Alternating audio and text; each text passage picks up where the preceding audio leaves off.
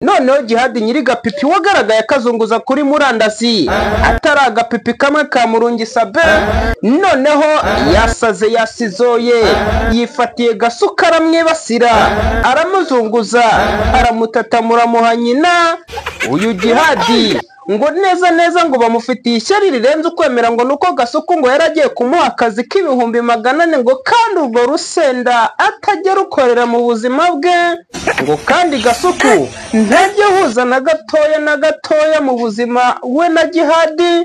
Uyu Jihad nyiri gapipi ngo ninde ikorera online ngo akora imirimo myinshi cyane ngo ku bihumbi 400 rwose kugira ngo ujye kumwifungira umugire ingwate ntiyabishobora, ndetse ntiwazana mubasha kubera ko Jihad aba afite utundi tuntu twinshi agomba kwikorera, harimo no kuzunguza ko gapipi kuri online agafata amafaranga. Uyu Gasuku rero ngo nawe yarabangamiwe cyane kuba atari gukorana na Jihad, ngo hari ibintu byinshi ari guhomba.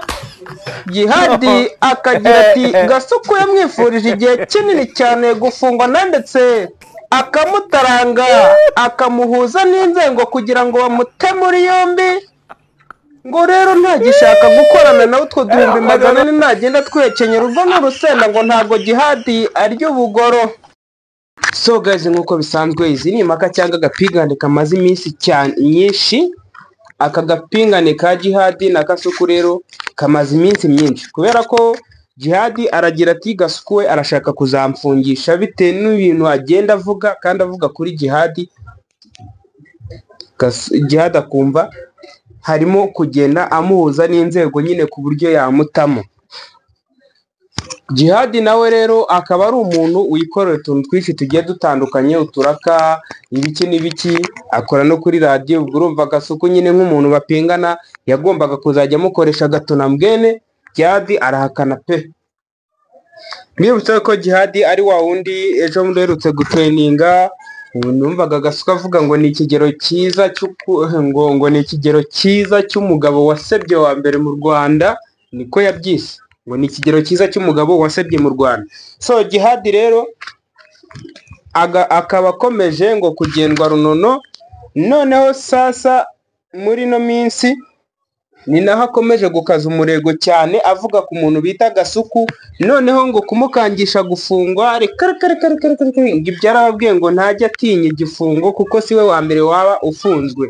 Igifungo nta gitinya, reka deka ntago yanabyumva ngo ntago hazimubwira izo ngizo ngo zimufate.